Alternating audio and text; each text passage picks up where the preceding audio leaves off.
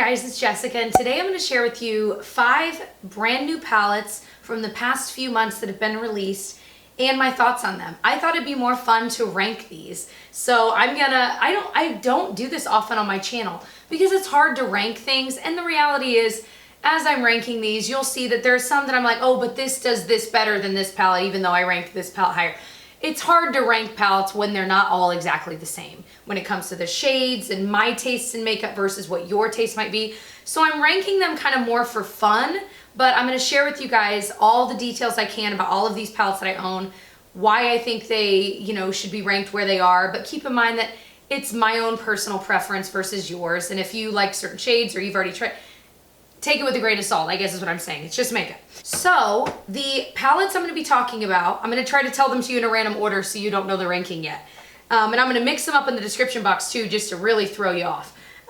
So we're going to be talking about the TooFaced White Peach palette. We're going to talk about the Anastasia Soft Glam palette. We're going to talk about the Urban Decay Backtalk palette, the Urban Decay Naked Petite Heat, and this is even newer, the Pixi Let's Talk Eyes palette with Weylie here on YouTube. So I'm gonna rank these. Here we go. Number 5 is the Urban Decay Backtalk palette. This I do like. Now you've probably heard a lot of people complain about the packaging of this. This you can open and there's the blush side, and you can open and there's the eyeshadow side. No problem. However, this middle console, if you will, is actually a mirror that comes out. So you can't shut this truly without it, which, not that big of a deal, except for it's annoying. It's just kind of annoying. Like even just then, I just put it in and it's not right apparently because it won't magnetize shut. And of course, we all know how magnets work. But on top of that, it is kind of cool because when you put the mirror in there, it actually will stay upright, like if you needed to do your makeup. So there are some pluses to it, but it is just a little bit of an annoyance. It depends on your own personal taste. I don't know why they couldn't have. I mean, I guess I could just glue the mirror in. You know what I mean? I guess, anyway. I'm not going to go to all that trouble. But this one's number 5. I really, really like the blushes in this palette. I really do. I would not mind if these were in their own palette. You know what I mean? My favorite shade is Double Take. It's a really pretty kind of dusty rose color. It's matte. And then we have more of a satin one called Cheap Shot. It's definitely got a purpley kind of berry tone to it. Then there's Low Key, which is more of a peachy shade with some golden shimmers. And it's definitely less pigmented color-wise when it comes to that peach. More almost highlighty, but it's still really pretty. But it's definitely doesn't swatch as if it's a blush. And then there's Party Foul, which is a highlight. And it's really, really pretty, a little bit deep for my skin tone, but would look gorgeous on someone with a deeper skin tone. I like this side of the palette. Then we get to the shadow side. The mattes are really pretty. I really like the shade Backtalk. It matches their lipstick called Backtalk, which that formula is really drying on my lips, so I don't love it. I've since gotten rid of that color. But gorgeous eyeshadow. Gosh, it almost looks like a blush. I mean, you totally could use it as a blush if only that pan were, the size of an eyeshadow pan. It's the shimmers that really let me down in this. They were just meh. They were just meh. I feel like I couldn't get that pop that I wanted. And so then I was finding myself reach for the highlight, and that was okay. But I'm thinking, if they can make a highlight that good, why aren't they? I know Urban Decay makes eyeshadows really well.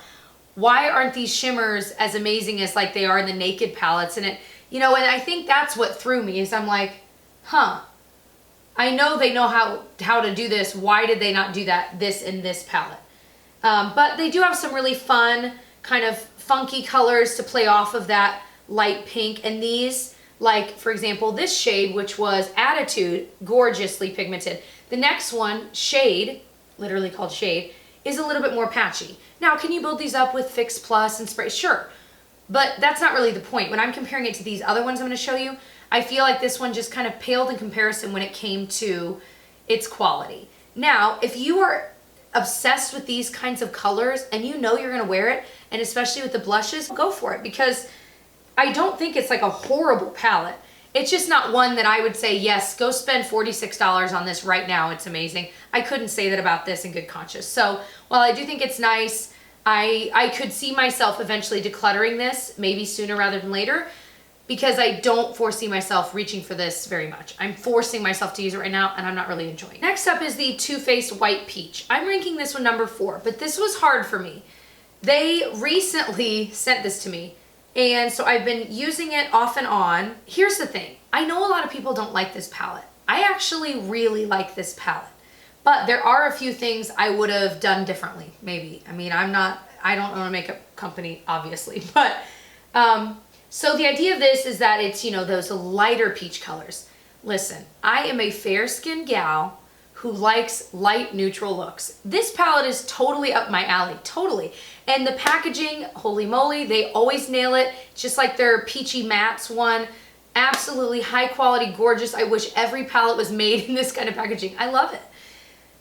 But while I think these mattes are absolutely stunning, soft, creamy, easy to blend, beautiful, it's the shimmers that yet again are kind of letting me down.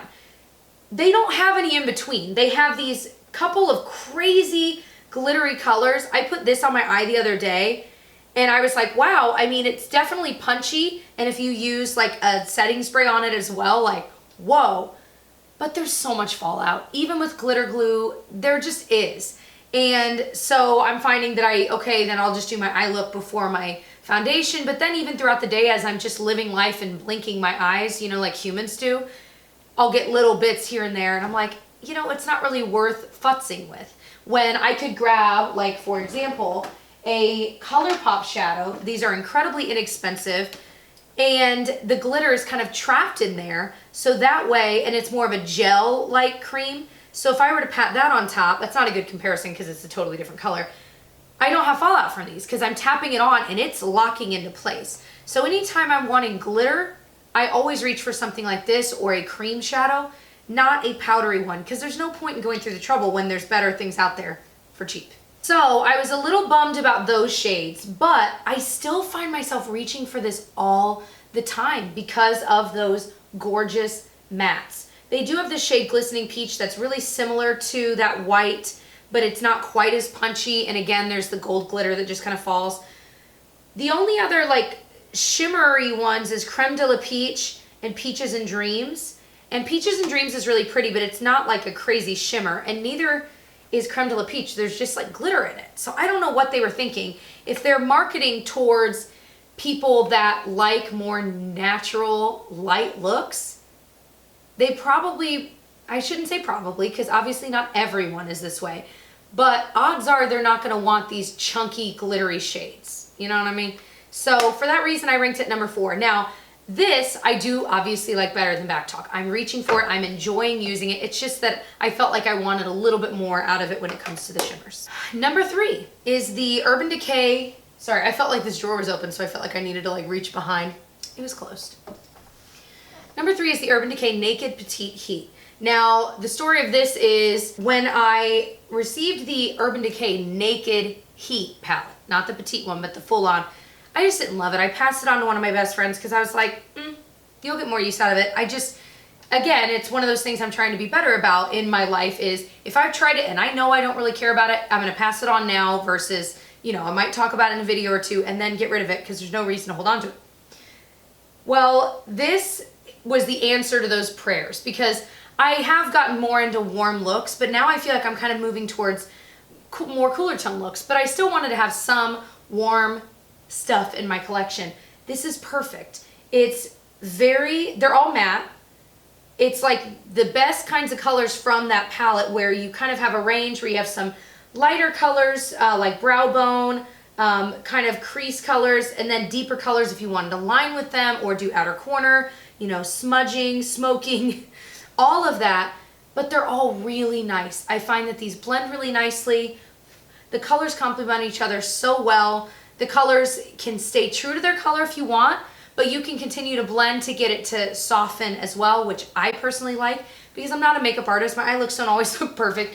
So this is one that I honestly just didn't think I would like, and I ended up really surprising myself in how much I actually really do like it. So I would recommend this one, especially if these colors are up your alley. If they're not, then don't. Because if you know yourself, don't get it just because a lot of other people are like, oh, it's great. If you're not gonna use it, don't buy it. And I know sometimes you just need to hear someone tell you that, but I can be that person for you. If it's not colors you're going to wear, don't buy it. Number 2 is the Pixi and Weylie palette.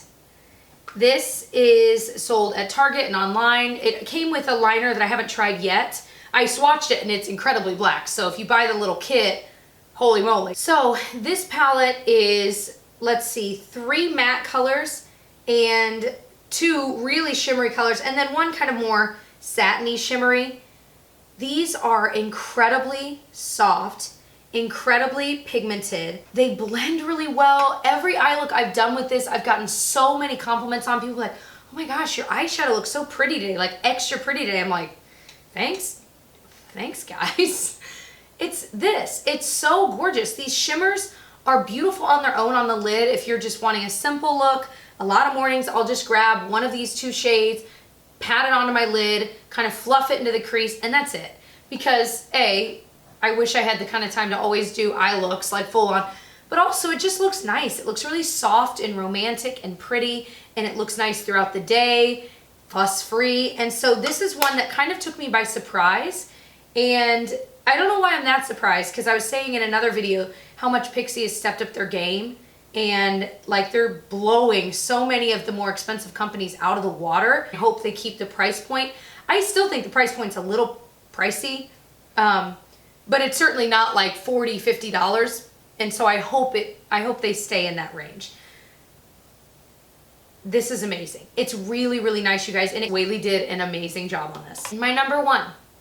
This was something that had very mixed feelings when I reposted this on my Instagram, like when they were first showing what it looked like. And I was asking you guys, like, what do you guys think? Like, I think I really like it. And it was truly split down the middle. This was a very polarizing product. Half the people were like, oh my gosh, I love it. It looks amazing. I can't wait to try it. And the other half were like, no, those colors are so boring.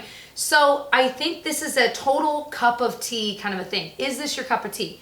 This is truly my cup of tea. This is what I'm wearing on my eyes today. So the palette, I think is cool as heck.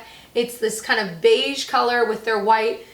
Listen, these palettes get so dirty. It drives me crazy, but they're so pretty, but they get so dirty. So when I looked at this, I thought, oh, these are a bunch of colors I can actually wear, and I don't have to worry about them looking crazy because they're too dark or just because I'm so fair and it's so dark.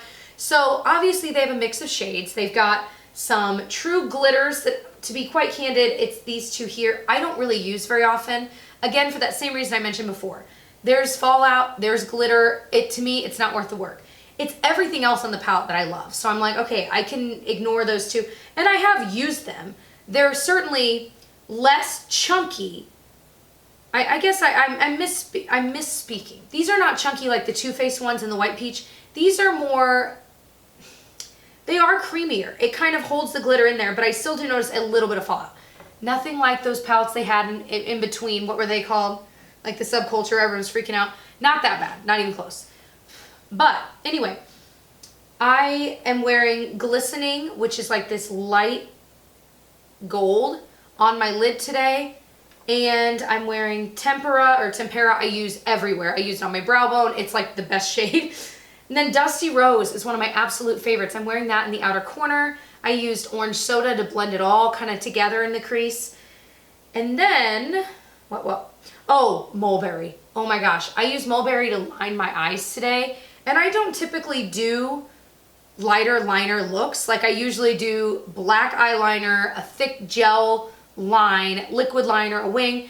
I didn't put any liner on except for this color Mulberry. And I just used kind of a liner brush to kind of do my lower lash line and up above, and that's it. And then throw on mascara. I've done the same thing with Noir, the black shade. These shadows stay in place. They blend beautifully. This shade, Rose Pink, is also gorgeous.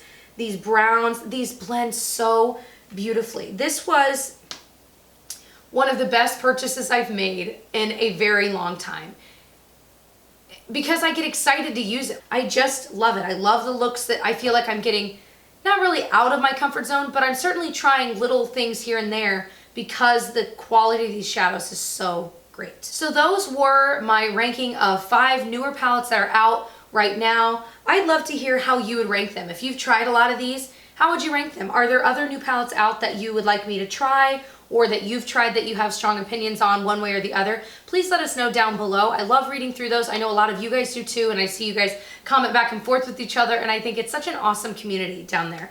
So other than that, I hope you'll subscribe to catch more of my videos and tap that notification bell so that you know anytime I upload a new video, and I'll see you guys in my next one. Bye.